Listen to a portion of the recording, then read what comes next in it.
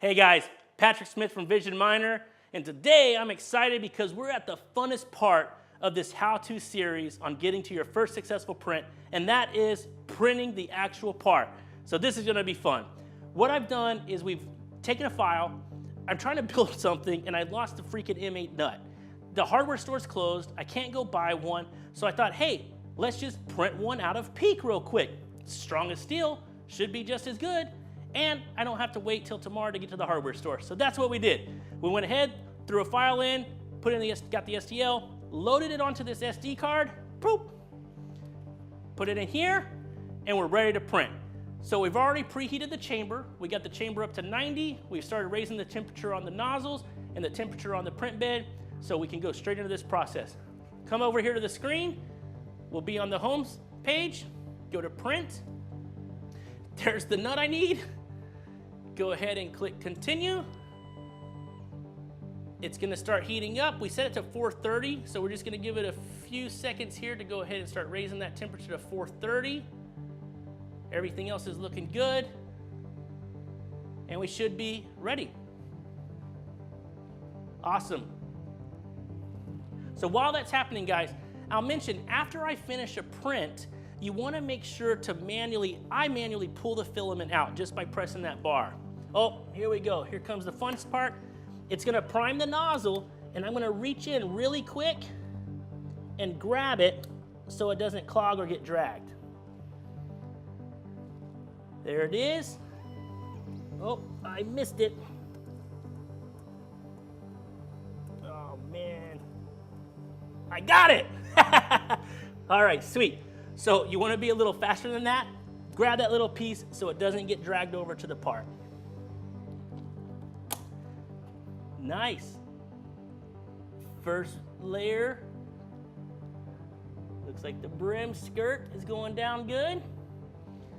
Got about 22 minutes left for this print. So we're gonna go ahead and step back for a minute, and we'll be right back to see the finished part.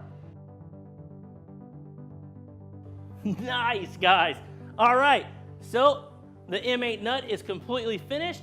What you'll notice if you come in, you'll see that once the part, this is specific with PEEK, is once it's finished printing, it's gonna hold the chamber temperature at 90, and then it'll hold the build plate temp at 160.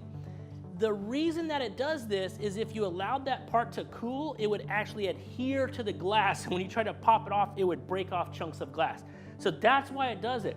It's gonna hold and maintain that temperature so that I can quickly take it out. I'm gonna set it down right there, hold it down with one hot glove, and then I'm gonna pop the part off. It should pop off pretty easily. So that's what we're gonna do right now. Just hop in. Get your two little latches there, and one on the side.